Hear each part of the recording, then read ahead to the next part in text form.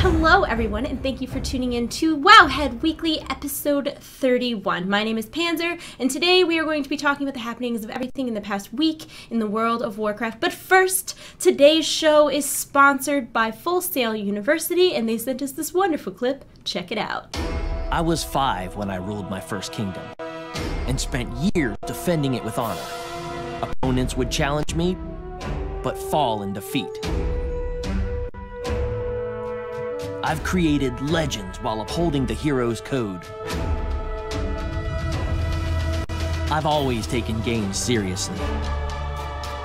Now, I'm learning to create them. Full Sail University. Your campus is everywhere. And for more information about that, you can check out fullsail.edu/wowweekly. But before we get into the video, let me introduce you guys to my wonderful co-host, Wowhead site manager, Perculia. Perculia, introduce yourself to all the wonderful people out there.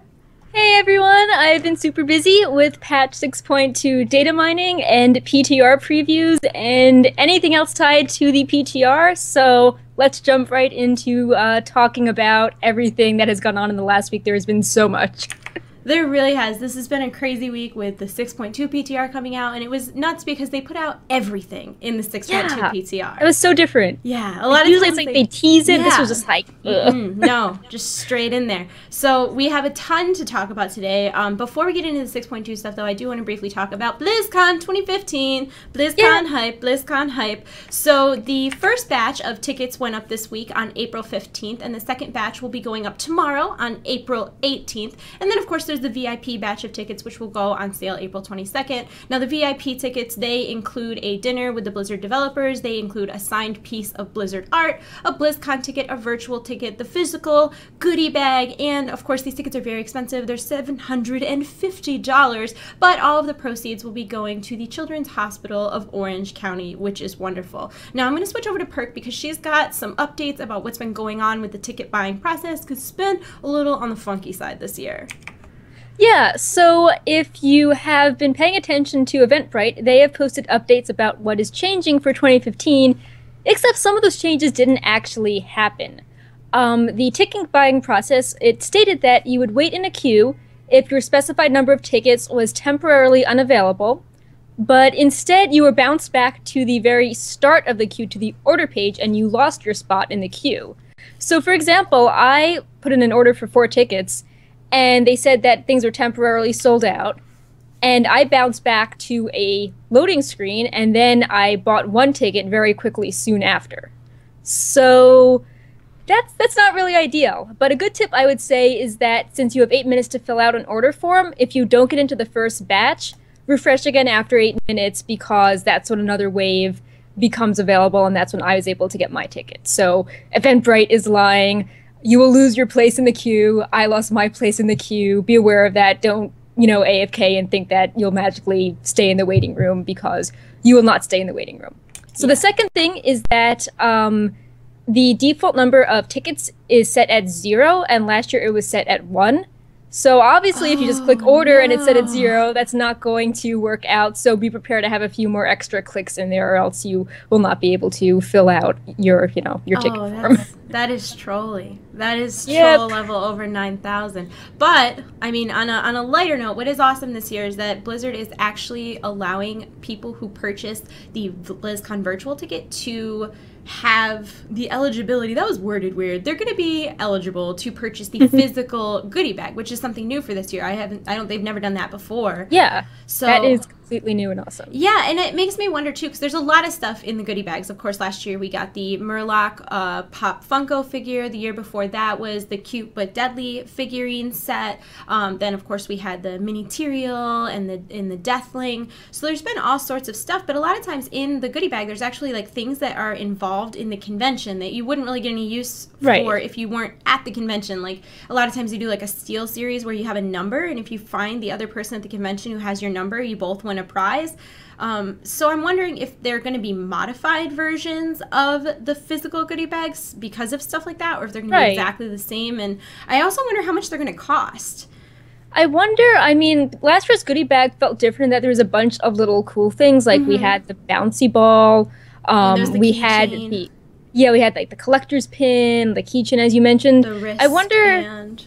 yeah, maybe there'll be like some sort of, I don't know, like ticket holder only gear store where you could buy different things you want from it. Like, Yeah. oh, I only want the Funko Pop, but I don't want instead of buying like the whole goodie bag, you'll be able to buy Yeah. individual things. That's an interesting. I just wonder how they're going to do it, because now how much does the virtual ticket cost? It's around $40, I Okay, think. so it's like $40. See, my thought was that they would do like say $49 for the virtual ticket and then maybe $99 for the virtual ticket with one goodie bag. And then are they going to limit the amount of goodie bags that virtual ticket holders can purchase, or is it just going to be like, oh, I have a virtual ticket, I'm going to buy 10 goodie bags, YOLO? Yeah.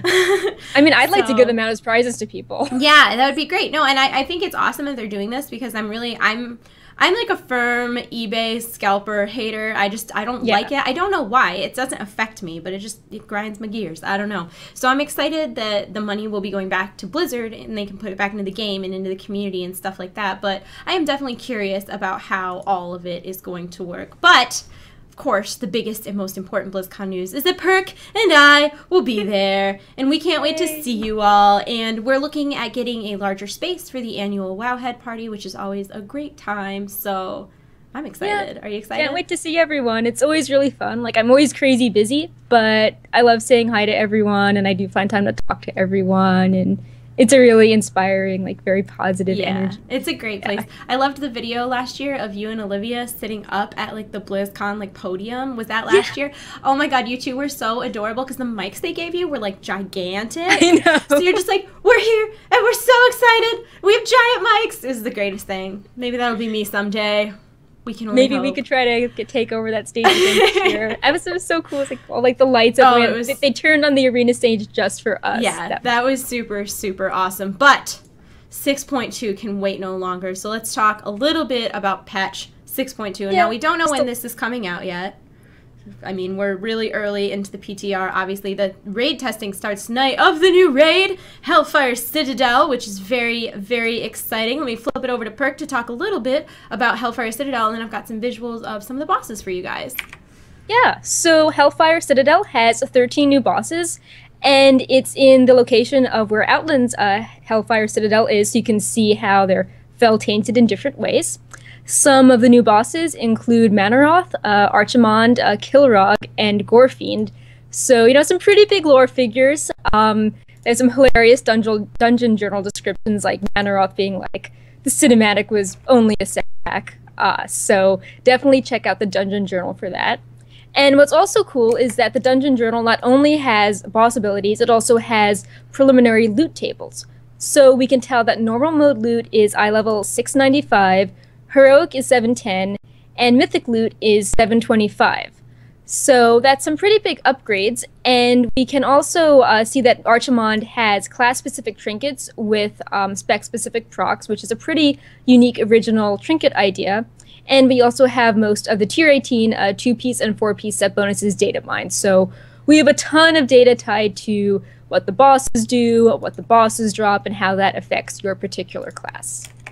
I think that the class trinket idea is a really, really interesting thing. I don't think we've ever seen anything like this, at least in a very long time, if ever. I didn't play in vanilla, so I don't know if there's anything like this then, but I think that's really interesting, and I like that idea. There were some very ancient Blackwing Lure trinkets that had class-specific effects, and yeah, they were not very good for all classes. Oh. I'm trying to remember, like, ages ago. There was like they were pretty strange. Yeah, my yeah. only concern with something like that is that, like, the hunter in our raid just got a bow last night. Like, we've been raiding Blackrock Foundry since it came out, and he just got a bow because hunters are the only ones who can use bows. So I almost wonder with these class-specific trinkets what the drop rates are going to be like. Right. Because, like, it's going to suck if you get, like, just rogue and rogue and rogue and rogue. And you don't have Well, a I guess really not good for you because you're a rogue. I want all the trinkets. You're like, this sounds wonderful.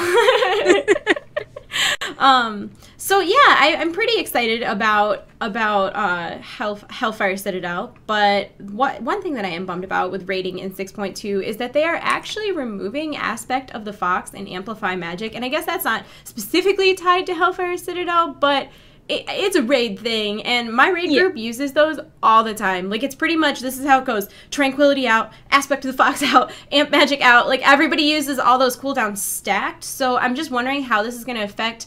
I'm sure that, like, really high-end Mythic Raiders will be like, oh, it's no big deal, we don't care, it's fine. But, like, we're, like, a middle-of-the-road. Like, we're just about clearing heroic. So I worry for us. I'm scared for us. I wonder, I mean, you know, with the raid testing, those people on the PTR are not going to have those abilities. So, you know, hopefully Blizzard is looking at it and being like, this encounter is actually going really badly because people would be using those abilities here and now they can't. So well, and I mean, they've taken out Amp Magic before. This isn't the first time Blizzard has just said away with Amp Magic, right? It was gone for like 3 years and then it came back miraculously. So yeah, we'll see how that goes. That's an interesting change for sure. And then there's also like the Mythic Dungeons, which is super cool. Now, did you read anything more about that?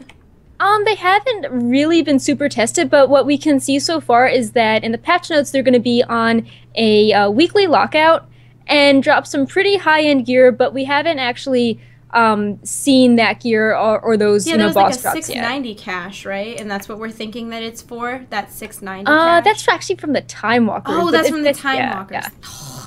But it's like in the it's like the 680, 700 range. I think so. I mean, that's still obviously really good. We have some spell data up, so if you visit like a spell page for a 5-player ability, there'll be a special Mythic line on the spell page. You can be like, oh, it hits way harder in Mythic. So we're prepared on Wowhead's end to add the loot tables when people start doing it, but we just need to get that data. And now, do you think it's going to be like challenge modes where you have to have a group of people before you can queue up, or do you think it's going to be just like regular dungeons where you can queue up for LFD? That's a good question. I immediately thought it would be like challenge modes. I mean, that's really good gear that you're getting, and like it's supposed to be really hard, so... And it's only once a week, so you don't want to blow your lockout with some people that are not very good, or a pug or something that falls apart. So I think that's, I don't know, I'm excited, I'm interested, I'm intrigued, and but you know what is more exciting and interesting and intriguing is the new quest zone, the Tanaan Jungle hype. Everybody's been waiting for this, and I actually set up a slideshow of a bunch of stuff, so while we talk about this you can look at some of the locations because it's super interesting. Tanaan Jungle is really varied in the way that it looks. It's not just like one like fell infused jungle. It's so strange. It's all over the place. So let me show you that and we'll talk a little bit about it. So I can talk a little bit about how you actually get to Tanaan. It's accessed via completing shipyard quests, which is a quest line that currently requires 6,000 Garrison resources, but Blizzard has says that the number's a placeholder, so that's subject to change, which I think lots of people are happy about. But do keep in mind, if you want to get to Tanaan Jungle, you will have to have some amount of Garrison resources saved up, so start thinking about ways you can, just stash some away before 6.2 hits. That lumber mill. Besides that, Tanaan is the location of Hellfire Citadel, as well as many Timeless Isle-style treasures. And while not everything seems implemented yet, we've seen new wild pets there, legendary pet battles, some new toys, like this cool item where you get this fell petal and it makes your pet all fell glowy. All greeny and glowy and kind of like see-through. Like when I saw you used it on like Lil Ragnaros and he was all like see-through and green and ghosty and fell. It was cool. But I think it's really cool. I hope you guys like the slideshow just because like Panzer said, the climate is so different. I really like how it's like, sunny, and then there's like a fire scorched area, then there's like fell stuff. It's very different than any other zone really, and there's just a lot of different I can't think of the word. It's not habitat, it's not ecosystem, it's like in Minecraft they're called biomes. There's like a lot of different biomes within Tanaan Jungle. So I thought that was really interesting. Like I was looking through the pictures that you posted on Wowhead, I'm like, is this one place? There's like a Swamp of Sorrows, like gloomy looking area. There's like lush jungles. There's like fell. It's nuts. It's nuts, man. Yeah. So probably the most exciting thing about the Tanaan Jungle, though, is that is how you will access the new Garrison feature, the Shipyard. And I am super, super excited about the Shipyard because we haven't really seen anything like this in World of Warcraft before. I mean, maybe we have. I have not seen anything like this in World of Warcraft. It's very RTS, like old Warcraft. Yeah, it's super cool. And I like that the Horde and Alliance have different ships. I'll have a slideshow of that coming up for you in just a second. But I'm going to let Perk talk a little bit about how to get started and what it's like and etc., so on and so forth. Yeah, so you know, as I mentioned before, you need to complete it's a continuation of the Garrison campaign. So if you haven't done those Garrison campaign quests, their weekly things in your Garrison, you should start on that now. You need lots of Garrison resources to unlock the Shipyard. And the Shipyard is a new area down by the sea. And if you're like, oh, I play Alliance, the sea is so far away, you actually have a backdoor entry and exit in your Garrison now. They bulldozed it by the menagerie. So that's very nice. It's a good quality of life change. And yeah, so when you complete this quest line, you can access Tanaan, and you can send these ships that you build out on naval missions. And ships are like followers, but they don't count towards your follower total. They're their own special fleet. And the missions have all cool special names, and you can equip a ship with like a fleet and equipment like a shark thing for additional abilities. It's so funny too because it says nothing's tougher than a mine except for a shark with guns. But yeah, do you want to talk a little bit about the types of ships? Because you found those and they're super cool looking. Oh, the ships are awesome. What I really liked is there's like a submarine, and the Alliance one looks really like well constructed, and then the Goblin one just looks ridiculous, and it's got like teeth painted on it. Like it's clearly made by goblins. We are all going to die under the water, I'm sure of it. And then of course like there's the Alliance ship, which looks very regal and like royal and classy, and then the Horde ship has like a giant knife on the front of it. So I thought the ships are really cool, and they're all named, which is very, I don't know, it's very proper. Like boats should be named, ships should be named. So I'm really excited about it, especially since it's not going to be something where you need to bulldoze one of your existing buildings. Like it is an expansion, yes. In the true sense of the word. So I'm excited. I was a little bummed that all of the pictures were all from an Alliance Garrison because I know the Horde one is not going to look the same, but I'm still super excited about it because I spend a lot of time in my Garrison. We were just talking about this last week. I really like Garrisons as a feature, so of course I'm going to be pro anything that gives me more stuff to do in my Garrison. And it seems like it's going to be like, because I think your ships are actually like followers, right? Like that's how that works? Yeah, they're kind of like followers, so like you have your own like ship table and your ship collection, but it's not like, oh, I have 5 ships, so I need to rest 5 of my other followers. Yeah, well, exactly. That's what I mean. It's like separate from your followers. So your ships you're not going to have to like put, you know, Nat Pagel. People got really mad. I don't know how to say that word. I'm going to pick the trolliest way to say it and say it that way. Pagel. You're not going to have to like sit one of your other followers, like she said, in order to make room for your ships, which I think is really neat. I'm really excited about it. It seems like a very, very cool feature. I hope we get to like shoot other boats from our boat. Yeah, I've heard people saying that they've heard that the ships can be destroyed, which sounds very sad. I mean, and that's risky. Yeah. Oh no, I'm excited about it. I hope that it'd be cool too if you could like take prisoners and make them walk the plank. I don't know what's wrong with me. I'm sorry. I'm going way too pirate with this whole thing. Like I just want to plunder towns and steal their booty. I can't help it. To the Alliance base. So I'm super excited about it. And you know what else is different about the Shipyard from the actual Garrison is there's a different resource, right? Like you don't use Garrison resources, you use oil. Yeah, we found this new icon in the data, and then in the UI screenshots, it's, you know, there, like, where you normally see Garrison resources in your mission UI. So I haven't gotten any oil, but yeah, that's a thing. Do you know how to get it yet, or have you just not gotten it? I don't know yet. My guess is that it could be tied to Tanaan Jungle, because... Yeah, maybe, like, kind of like how the lumber mill, you go and cut down trees in the environment. Maybe you have to, like, frack or drill for oil. There's a goblin involved. I just know it. Yeah, I mean, the Timeless Isle had all those timeless coins with everything you did, and if Tanaan is very similar to that, I can see having, you know, currency lying around everywhere. Now, you've mentioned that a couple times that Tanaan is similar to the Timeless Isle. Is it going to be like a catch-up zone in the way that the Timeless Isle was, do you think? I mean, I feel that I don't think we've seen that in the data yet, but I think that it could be because we've seen a lot of the rare spawn stuff already. Yeah. You know, we've seen like the jumping puzzles, we've got the raid in the center, we've got quests there. So, I mean, I think it would be there. I know they've talked about a system to catch up your followers if you're starting in 6.2, so maybe that will be there. But yeah, I'm interested to see what they do. Yeah, that's interesting because it seems like they're doing a lot of things that happened very late in Mists of Pandaria in 6.2. So I'm wondering how much of a catch-up zone Tanan Jungle is going to be in that sense. In other Garrison news, though, we are getting some pretty cool followers that we've seen in previous quest lines. There is Ariok, the Arms Warrior, and he's like a big brute ogre guy. And then there's Oronok, I tried, Torn Heart, and he's a warlock, and we're going to get him from Tanan Jungle as well. So I'm going to flip over to Perk, and she's going to talk a little bit more about that. Yep, so as you've seen on Wowhead's Garrison follower database, we pull out all this data on what the followers do and their special abilities and all that. So Ariok is, you might remember him from the original Tanan questing. He took this special fell blood and he distracted the horde so you could escape to safety.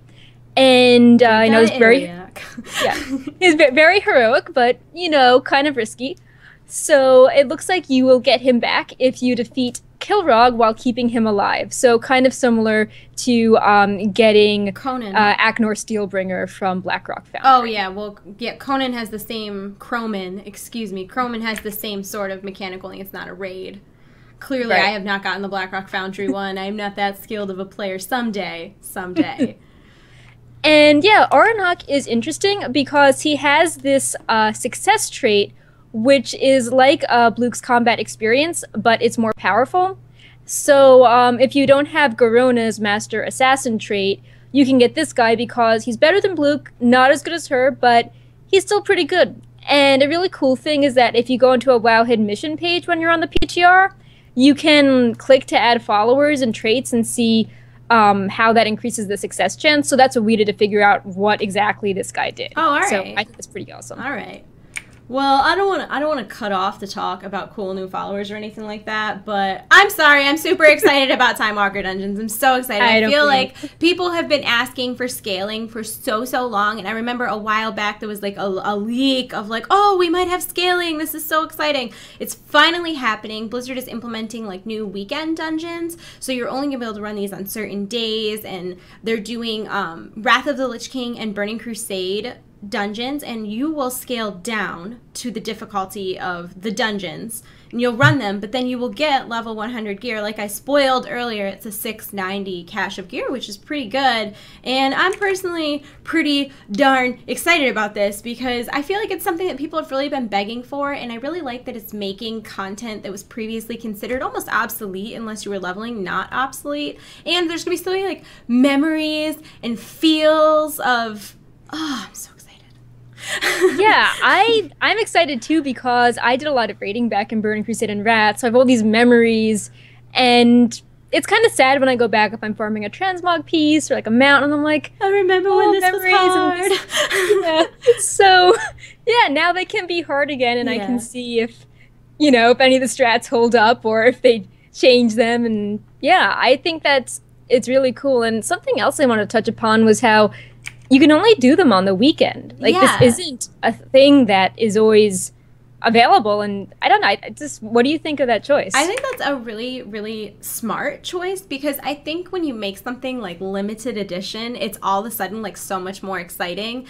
And I remember I used to always, like, going back to Wrath of the Lich King when Dalaran was the main city, you would go in to where the instance was, and you could go left or right, and it would have your daily normal and your daily heroic dungeons. I did them every day. And to me, it was so much more exciting than right now that you have, like, you can just queue up 7 times randomly, and it's throughout the week. It just doesn't seem like as, I guess, exciting, because I don't know, I just liked it. You would find a group, you'd all go and you do your dailies, and you got your stuff, and it was awesome. And I kind of feel like it's kind of bringing that back a little bit. Now, I'm not sure, is it going to be that all the dungeons are available on the weekend, or are they just going to... No, there's only going to be 2. There's going to be 7, I believe, 7 possible things you can do per weekend, but only 2 of them will be dungeons. Yeah. So which I really like. We haven't actually gotten to a weekend yet on the PTR. We will be keeping our eyes out. The calendar lists nothing on the weekend so far, so we can't really tell what's going on. They're not yet. giving you guys any hints whatsoever. That would be far too convenient. But yeah, I also really like this because I think that things like holidays, the annual ones, as well as the Darkmoon Fair, are really good for the game because a lot of people will log on with the idea that if they don't do it now, they have to wait. Yeah, so for holidays a year.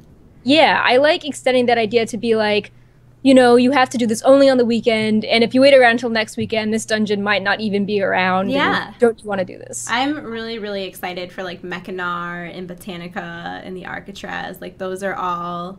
I love those, the ones that are over by Tempest Keep. I'm super, super excited for those. I'm pretty much really excited for, I don't even know, like, all the BC ones. Shadow Labs and...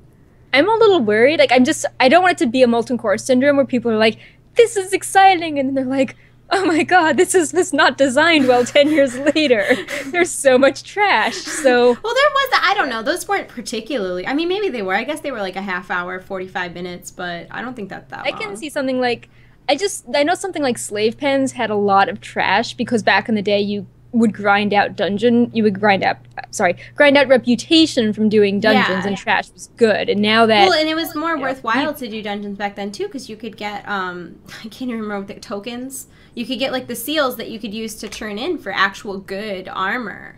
Yeah, the badges. Badge gear. Yeah, that's what it was. So you could get badge gear that way, so it felt more worthwhile making those grinds. Plus, you got epics off the last boss. Yeah.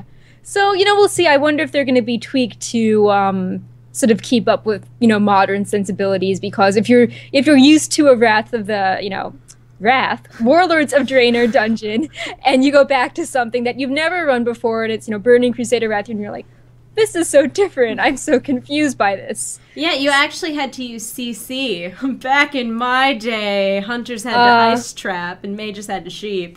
I remember SAP was really bad because right at the start of Burning Crusade, it had a chance to break. Yeah. And there were those mobs that did sweeping strikes, like those Naga, in the doors of Slave Pens and some other places. So that was really scary, knowing that you had to see something that you would die. Heroics used to be so hard. Like, they used to be really, really difficult. I mean, there were some that were, like, on the easy end, but, like, Slave Pens in particular is one we keep saying. Slave Pens was hard. Like, there was a lot of trash. There was a lot of CC. I remember you needed that to get one of the attunements done. Yeah. And it just was like, please take me along, even though I'm melee and I feel like a liability and I can't see well. Please take me along. Please take me. I have a mage that's a friend. He can sheep. Exactly. But I'm personally super, super excited for the weekend events, particularly the Time Walker dungeons. I'm beside myself excited about that. I'm probably more excited about that than anything else in 6.2 because that was my glory days in World of Warcraft. I feel the same way. Before this, I was like, yeah. And then it's funny because probably the thing that I'm least excited for in 6.2 is the completion of the legendary questline. I'm so surprised that it's completing already. The rings are going to be eye level 735, and it actually completes with the shipyard. It's really interesting. I'm going to flip over to Perk to let her talk a little bit more about it, and then we'll go back to me because I have some words. So what we've seen so far is that the legendary questline requires you to do 2 naval missions, which means that you need to have your shipyard built because that's the only way you get the naval missions. And one of the missions sends you to Farallon, and the other one is a very sort of humorous ogre mission because you need to retrieve this item from their sunken fleet, and the mission lets you know that the ogres made their boats out of stone. So you will have to send your ships on those missions, but you also have to get 12 Tome of Chaos from Hellfire Citadel, so, you know, pretty standard, similar to collect the stuff from Siege of Orgrimmar and every other instance we've ever seen. And we are really strongly thinking that this is the final step because there is an achievement, which is Chapter 4, and it specifically says that you finish Khadgar's final task. So that sounds pretty cut and dry, and I'm thinking, if the legendary rings are finished, does this mean that 6.2 is the last big patch? And, you know, is that too soon, or, yeah. Yeah, it's just odd timing, and let me flip over to a slide that shows you guys the legendary rings, because all of my issues come from this, so let me show you that real quick. So as you can see, healers and tanks share a proc. Well, not a proc, it's like an on-use. And then all of the DPS share an on-use. And what's very bizarre is, number one, the DPS one, as you see, puts out a blast of light. Now, if everybody gets the use of this trinket when the first person uses it, it's going to be like epileptic. There's going to be so much light everywhere. Plus, it implies that the DPS cooldown is also a shared cooldown. So that means when one person in your raid, I guess, maybe, the way I'm understanding it is that one person in your raid uses it, it'll increase your damage dealt by 25% for 15 seconds. It also really doesn't, it's not clarified whether that means that like everybody who has the ring or everybody just in your group, because if it's a just in your group kind of situation, for someone like me, like I play an elemental shaman, I do not need critical strike and versatility. I think the caster one might be haste, I'm not sure, but either way, those are not my best stats. So it's like if somebody else can give me the proc and the stats are not ideal, it's not best in slot for me. I would rather have a ring with multi-strike on it. So I'm kind of confused about how that works exactly. And then, of course, back in Mists of Pandaria, when we had legendary cloaks, like they were awesome looking. You had these big wings and things were exciting, and you could kind of show off, like, oh, look at my legendary cloak, I'm so cool. And there's nothing that's that exciting about the legendary ring. I mean, you've got a flash of light, but everybody gets a flash of light. And apparently if one person uses it, everybody's, I don't know if everybody's goes off or if only one person could use it, because that's almost like bloodlust. Somebody could you don't want to fat finger that. Yeah, somebody could accidentally use it, and it's a 25% DPS cooldown. Like, that's huge. So it's just, I don't know. I'm just very confused, I guess, by the shared cooldown, because it makes it feel like you only really would want one person, one tank, and one healer to have it, and then everybody else could optimize their best stats. But why didn't they tell us this before? Because I wouldn't have done the stupid Corona quest. Yeah, I mean, I interpreted it a little differently. So I think that, I mean, I thought that everyone that had the ring would benefit from the boost. So, you know, if like 5 people have the ring, one person uses it, all those 5 people get the boost. But it's still, you know, if someone fat fingers it, then 5 people are out of luck. It's super weird. Yeah, I would really like it if Blizzard would just put them on a vendor just so people could, you know, try it out in person, try it out on the raids to see what the cooldowns are. And I just need more clarification, because I could be totally wrong. Maybe the DPS cooldown is per person, and then the other, I don't know. It's just, let's look at it again. Yeah, I don't know. I think Chad has had some ideas as well. But yeah, it's just, I think it just would be good if we could see it, because the tooltip data is not complete either. Yeah, and these were the ones that were actually put out by Blizzard. These ones weren't data mined. So Blizzard was, they wanted us to know this. It's just increasing damage dealt by 25% for 15 seconds. That is a massive cooldown. And I just can't imagine somebody like hitting it on accident or giving that. That's like giving, I don't even know. I don't want to see LFR. Someone's like, hey, look, I hit this button. Well, and that's a big cooldown for only 2 minutes, too. So, like, and does everybody's flash of light go off at the same time? Because it's going to be like a rave in there. Yeah, I can see that causing some major lag. Yeah, like, graphically, that would not be, I don't know. I'm just confused. Yeah, as some food for thought, I just want to briefly touch upon something that Ian Hazakostas, one of the lead game designers, was saying on Twitter, just to, you know, sort of play devil's advocate. He was saying that a different perspective was that having, you know, coordinating it among your group, it could offer control instead of being subjected to RNG procs. So maybe they're thinking that if you use it at a time where it's good for most of the group, that's better than, you know, your cape going off if like the boss flies up into the air and you can't DPS for 10 seconds. I'm not sure, but they're trying to go that. I don't know why it's shared. Like I get the reason why on use would be better, but I like as a shaman, like I would want to stack that with oh great, here's me not knowing the names of my spells, but I have this spell that turns me into a guy and then I can lava burst. Yeah. Ascendance. I would want to stack that with Ascendance, obviously, because that would be best for me. But Ascendance is on a 3-minute cooldown, so like for my raid, like they might do that when everybody's 2-minute cooldowns are up. But then I don't personally. I'm looking at this very selfishly, but I don't know. Like it just, I could understand it being a 2-minute cooldown. I don't understand the shared between everybody in the raid. That's where it's just strange.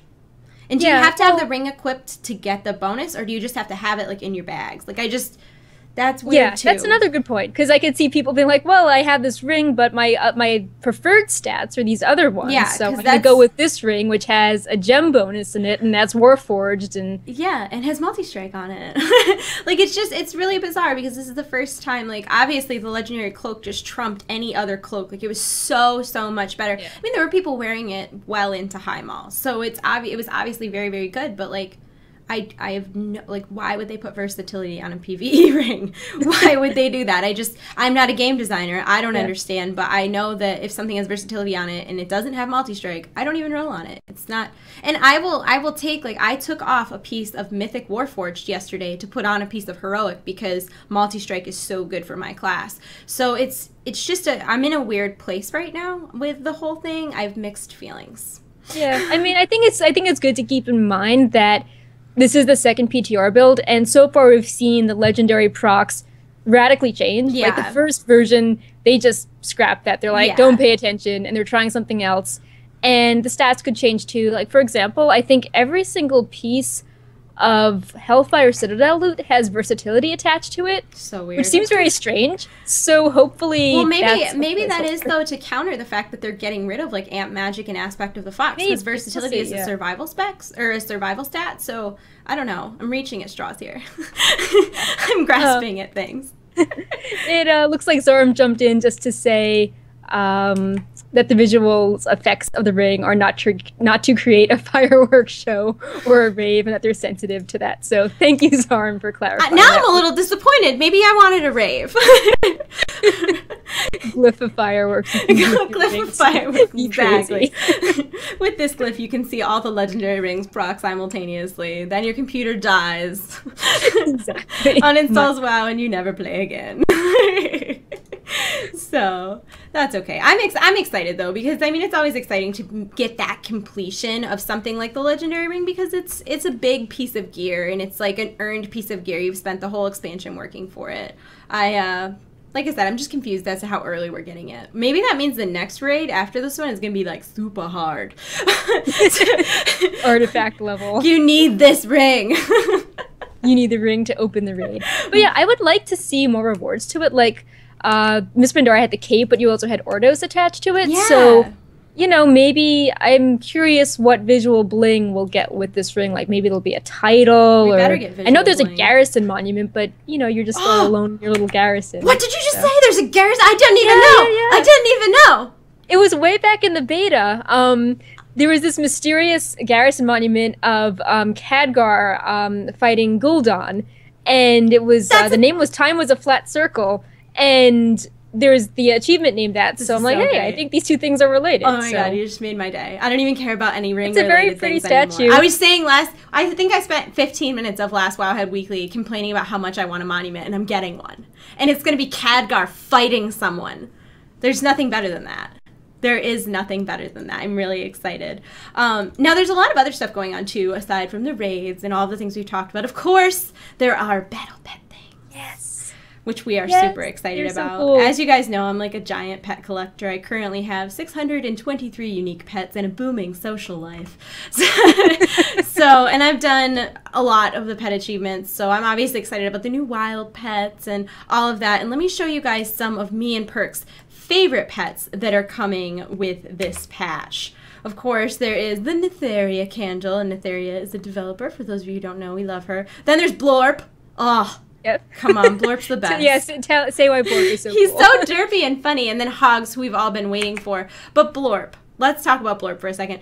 When you look at him on the Wowhead model viewer, he swims all derpily like he kind of like looks like he can't quite get his fish bearings. And at one point I was like talking to Perculia about how much I loved Blorp, and he completely like floated down and then swam out of the view of the model viewer. And that's too much. I can't deal with it. Blorp for president. I just love him so much. It's the greatest pet in WoW. And Hogs is finally coming too. I'll flip over to Perk for a second so she can tell you more factual things and less fangirly Blorp things, because I mean, I'm sure you guys all love to hear about me and my love for Blorp, but Yeah, I just want to take a sec to explain the legendary pet fights in Tanan because they are so pretty. I wish I could collect them, but basically they're going to be these 15 legendary pets, and they're all going to be up at once. So it's going to be almost like the Celestial Tournament, in that you have all these pets to fight each day. And besides being a challenging fight, they pull and randomize pets every day, and they fel infuse them. So you're never going to be fighting the same combination. So that's pretty cool. And we already know some of the rewards for them, and we've got a Nightmare Bell. So if you've done the Warlock quest, like really long time ago for the mount, it looks like that bell from Dire Maul. We've got a Periwinkle Calf, a Seaborn Spore, and a Zanger Spore. And those pets are cool, but I still would really love if, you know, this fel-infused, Raven or Tectis, like, model, or pretty much all those models. We're going to talk more about that fel-infused Raven here in a minute, but they all look super cool, and all of those are in Tanan Jungle, right? Yeah. Like, you go through that Swampasaro-y looking place? Yeah, you go to the south, and then you cut down, and it's right on the coast, and I don't know if they're going to all stay, like, they're pretty much lined up right now, but... Probably not working as intended. Yeah, but you can fight them. They're a little placeholdery, but they have confirmed, Muffiness on Twitter has confirmed that there are the 15 pets, and they'll be up every day. And, you know, they have this Fel Touch special satchel, and they have pets as rewards. So that's pretty cool. That's a lot of battle pet content. Yeah, that's really cool. Plus, of course, there are the wild pets that you can catch. And there's Hogs. Everybody's been waiting for him since what? Like 6.1, early 6. Yeah, he keeps. He was meant to be from the 10th anniversary, and then he was meant to be. Yeah, you're right. Yeah. It was even before this expansion. So. Long overdue. You get him from the Darkmoon Fair, from the Whack-A-Mole, or the Whack-A-Knoll, excuse me. Whack-A-Knoll, right? Yeah. Yeah, we'll be so doing we have to do that game really important. At a high technical level. At a professional level, MLG Hogs. So that's exciting. And then there's a bunch of really cool, like, pet toys, too. There's, like, the Pet Magic Mirror that makes you take on the appearance of your pet. I will be rating as Murky from here on out. I will have you know. That is adorable. Yeah, it's happening. I am super excited about that. Yeah. I would like everybody in my raid to get that, and then I mean, there's so many Murlocs in the game. There's like the Gladiator Murloc you got from PvP. There's the Grunty that's from StarCraft, and he's got a gun. There's the Diablo one. There's the Deathwing one. There's so many. We could just all be Murlocs and go fight Kilrog. Be amazing. Yeah, I'm just picturing all the possibilities. If you're fighting a boss, like you have a Raven boss and everyone is a Dread Raven fighting the boss, that would be so cute. It would be so great. No, I'm so for this. It better have a short cooldown. It's something I need to use many, many times. And then there's other pet-themed toys as well. There's the Perfect Blossom, which we talked about earlier, which makes your pet spectrally and fel-tinged. And then there's also the Spirit Wand, which just makes them spectral, which my troll brain immediately thinks, well, what if it's already a spectral pet? What happens? Does it become non-spectral? Like the Unborn Valkyr or like we're dividing 0 by 0 here. Yeah. So that's exciting. And then there is the Indestructible Bone, because as usual, the Perky Pug gets all of the love-ins. And I know. Yeah, like, that pug really gets around. People love that pug. So he gets all sorts of cool toys. And of course, he got another one this patch, and it's a bone that I guess he carries around in his little mouth, little pug mouth. Yeah, yes. I mean, we'll see, but yeah, there's so many perks. There's like hats for him. There are holiday I like the one where he holds a firework. That one is my favorite. I just want to give all of his things to all my other pets. But I can understand why that would be, like, modeling-wise. There are a lot of pets in the game, and to make all of them do those things is kind of absurd. Yeah. So... And then there is more items other than just pets. There's a bunch of mounts. Let me show you some of the really cool mounts that are coming. Yeah, the ones that really caught my eye, we've got some PvP ones not pictured, but the Felsteel Annihilator is from Archimond Mythic. Yeah, and that's the one you're going to be. It's like a little robot guy, and he's all green, and he's got a gun. I think you sit in that hole in his head. Yeah, so it's like the Sky Engineering mount, but fel-infused and scarier. There's the Raven we were talking about down in the corner. That is one of the legendary battle pets has the model of that Raven, and when Perk and I were talking about it, I was like, I want that as a mount. And she's like, funny you say that, because you can have it as a mount. It is the Corrupted Deathwing, and it is from the Glory achievement you get by completing all those weird achievements from Hellfire Citadel. Yeah, so, I will never get it. Not well. It's well, you don't need to do Mythic for that, so, you know, I guess you still have to do all the really annoying achievements, but...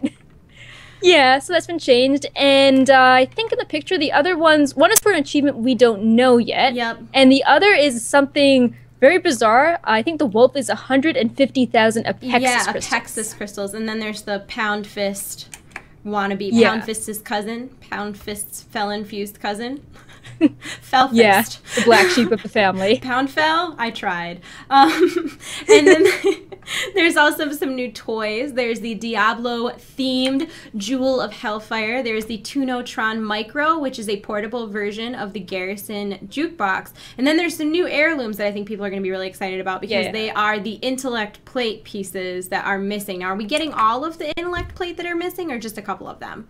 We're getting 4. There are going to be 4 pieces total in 6.2. Yeah, so not bad. So they're getting there for sure. Yeah. And then, of course, there's new PvP trinkets from the arena chest encounters in Stranglethorn Vale, and I'm assuming DMF is an alliance place that I don't. It is the Darkmoon Fair. Oh. It is that scary tent that no one goes into because it's a bloodbath. Oh me. I thought it was going to be something more complicated than that. I knew that DMF was Darkmoon Fair, but I don't know why. Listen, this was my one derp. We're not doing bad. We're almost done, and I've only had one. You only get one.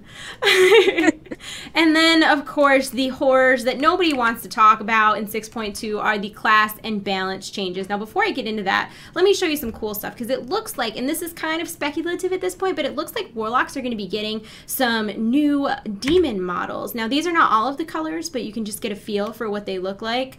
So that's pretty cool. So if you are panicking about some things that you see, just try to look at these Warlock models and calm yourself a little bit, because you have to keep in mind, you know, and I'm preaching the choir here. If any of you follow me on Twitter, you know that I, of all people, have no right to tell people to stay calm. But all of the class and balance changes are very tentative right now. It's only, what, the second or third wave of second notes. patch. So there's a lot of testing that needs to be done before any of those things are finalized. And, of course, everything is subject to change, and things have already changed. Like, some of the nerfs have already been reverted, so keep calm, try not to panic. Yeah, like some of the Windwalker things, a lot of the you've been nerfed by 30% has been changed to you've been nerfed by 5%. Yeah, which is a huge difference. I know some of the Warlock ones were changed, and I know, like, there was a big Shaman one, too, like Elemental Shaman, but then they like, added in a little bullet point that was like, oh, but you get 5% additional mastery, which makes up for this one thing that you're, I don't know, we'll see. Multi-strike? Yeah. You get 5% additional multi-strike. So hopefully by the time all is said and done, we'll be okay. The only thing I could think about that specific nerf was maybe there's a lot of like three boss encounters, not necessarily boss, but like groups of 3 encounters, because that's where shamans are really strong, is specifically groups of 3. So we'll see. We'll see. I'm trying not to freak out being an elemental shaman.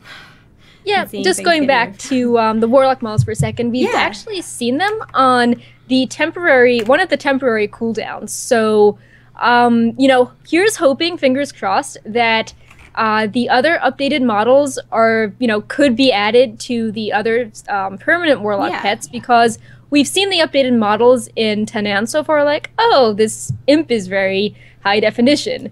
So, you know, they could just be used for Hellfire Tanan. They could also be added to player models. So, you know, here's hoping that we get more of the new models besides the temporary Doomguard cooldown. Yeah, I agree. And maybe someday they'll release the April Fool's patch note of the updated Boomkin forms. Is there anything that you would like to add in that we did not talk about?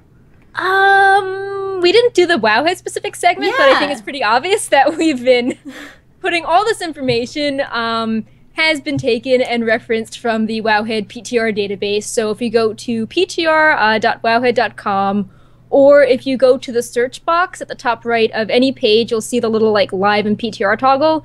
Make sure you're on the PTR site, and you can find all that information, it's super, models, yeah, I was going to say things. It's super nice. A lot of the things you can click up in the right-hand corner, and you'll be able to view a 3D model of it. So, like, all of the named ships have 3D models, most of the pets, most of the mounts. So it's really nice because you can, like, see their animations and flip them around, and I like it.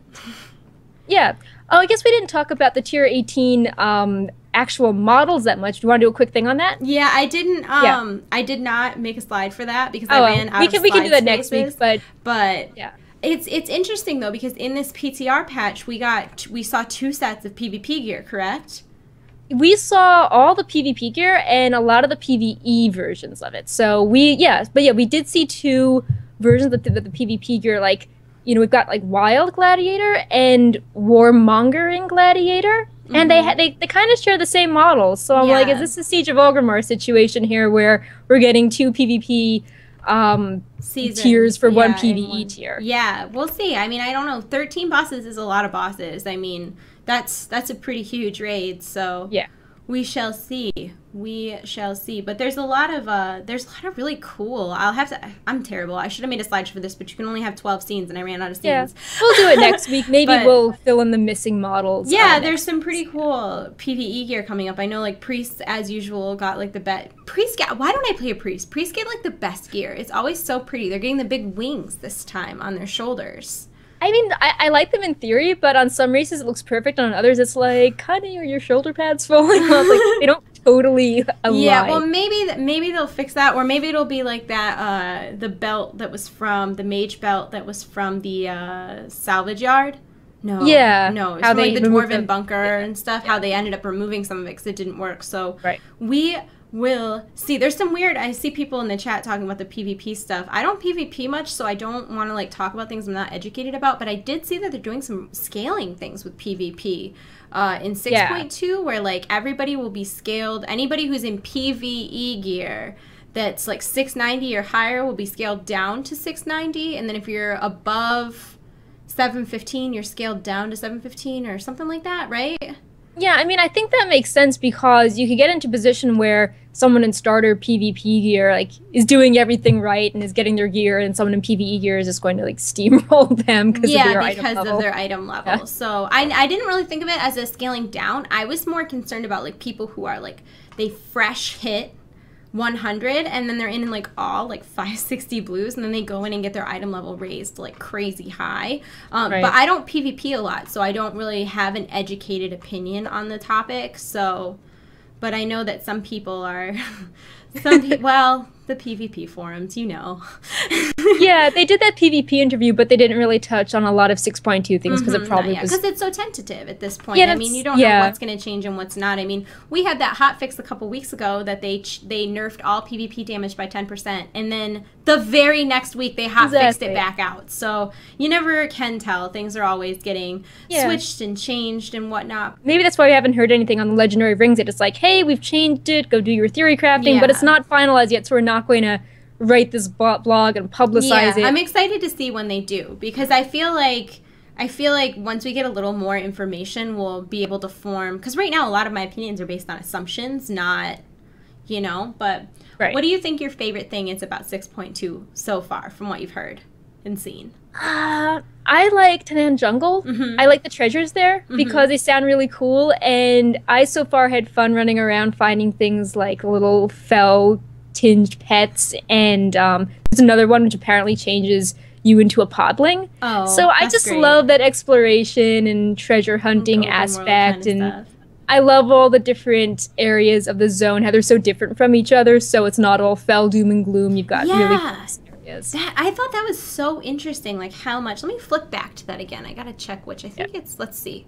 We're gonna go on a limb here. Is it F5? Yeah, no, F6. There it is. All right, so while we're talking about this a little bit, we'll flip through the slideshow again, because I think I stopped it a little early, but as you see, when we're going through the slideshow, it doesn't even look like the same zone. Like, there are so many different types of environments and types of biomes. It's just, like, here you see a shipyard, and then we have a place that almost looks like Swamp of Sorrows, and then there's a more lush area that looks like Stranglethorn Vale almost, and there's beautiful waterfalls, and then there's a fell wasteland. So I just think that's a really interesting aspect about Tanan Jungle, is that it's so many different things. It's not just one area that you're like, oh, I'm here and I'm in a jungle, or I'm on the beach. I like that it's very different, because I think it really gives off the feeling of like Fel, because that's what it does. I mean, Fel kind of kills everything around it. So wherever it's most concentrated is going to be that wasteland, and then around it a little bit is going to be more like deserty, like maybe there was once life there, but it's also not quite Fel yet. And then you've got the outside, which is where it originally, how it looked the whole time. So I think that's a really interesting and thoughtful thing that Blizzard did in creating the Tanaan Jungle. Yeah. And I think it's also cool for old players to compare it to Hellfire Peninsula and be like, wow, this is the same area, but that's a total wasteland. And this area has a jungle here. And, oh, this is the northern part of the zone. I remember the quest was really difficult. And, like, oh, this is the location of my main questing hub. And it's totally different. So I think that sort of stuff is cool, seeing nods back to Burning Crusade in an alternate reality. Yeah, definitely. It's kind of like when you're going through Nagrand now, you can, like, see some really... you like can tell where specific things are. Nagrand is one that I noticed like the most. It has a lot in common. So I don't know. I'm pretty excited about the whole thing. I can't believe this is going to be such a huge content patch. I'm most excited for shipyards though. I think shipyards are such a cool feature, and I think it's like a whole new spin on Garrison missions and Garrison followers. I love that the ships are named. I love that Horde and Alliance have different ships, because they should. I mean, the Alliance always makes things so like classy and almost royal looking, and then Horde looks like they slapped a bunch of iron and metal, possibly blood, the bodies of their enemies. Like that is what, the goblins are like, look, we put a shark on it. This is totally scary. Yeah, oh my god. That submarine, I'm telling you, if there's not flavor text that says that it might not work, I don't even know, because it's so clearly, I think that's, let me see. Yeah, okay, first try. We'll watch this through again, and you can see how funny the submarines are. I wish I could fast forward through this, but I didn't think ahead. Darn it, Panzer. I love the way it looks when you're walking out of the Alliance Garrison, though. These pictures really get you closer and closer to where the actual like docks will be, and I think that's super, super cool. And I love your lighthouse too. I hope we get a lighthouse. It's super classy. Oh, I was very excited that there's a mailbox by the shipyard. Oh, that's nice too. And then you can see here's the most underwhelming ship of all time. That's the carrier. And then this is a ship that both Horde and Alliance get. And then this, of course, is the Alliance ship. You can see it's very, like, almost English looking. And then the Horde ship has, like, a giant sword on the front of it, of course. Then this is the Alliance submarine, which looks pretty functioning. And then this is the Horde submarine. Like, they painted teeth on it. It looks kind of like a fish. I don't know. That thing's going to fall apart any moment. Like, maybe we shouldn't have let the goblins... Maybe we shouldn't have let the goblins construct something that needs to keep us alive under many feet of water. Maybe that will be the first ship to get destroyed. Hopefully it'll have an undead ship captain, because they don't need to breathe anyways. I think there's actually a trait for every race with a cool thing. Like the Night Elf ships are very agile. And, cool. Like, the Taurens ones are very sturdy in a storm. And I think the Undead have one. I should look it up and see what they do. But they're all pretty funny. That's neat. That's really neat. I'm excited about the shipyards, very much so. I'm overall excited for the patch, because 6. I mean, of course, we had, like, the new raid, Blackrock Foundry, came just before 6.1. But 6.1 was a lot of updates to things we already had, where it seems like 6.2 is a lot of, like, brand new content. Yeah. So, and I know a lot of people are looking forward to Tanaan Jungle. And there's a lot more to it than I thought. I mean, I wasn't expecting Tanaan Jungle to have like treasures and like Timeless Isle stuff, and like someone did say in chat that it was confirmed there is a catch-up mechanic for players coming back in 6.2, which is really nice, because it's always hard, like if you take a break and then you come back and everybody's like so uber geared. And it's also nice for someone like me, who I've been toying with the idea of possibly changing my main. So if there are actual catch-up mechanics that can bring me up to speed, because right now my shaman is geared 692, I believe. So if I could get myself up to where my shaman is, or close to it, maybe since Elemental Shaman's nerf bat, maybe I could switch mains. We'll see. If my guildies are watching, don't take that as anything serious right now. I'm not ready to talk about that.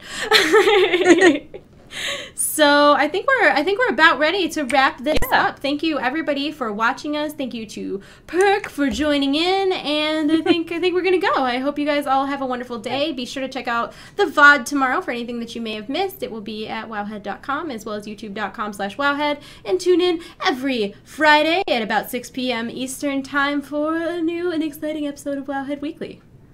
Right? Yeah. Yeah. Awesome. Bye guys.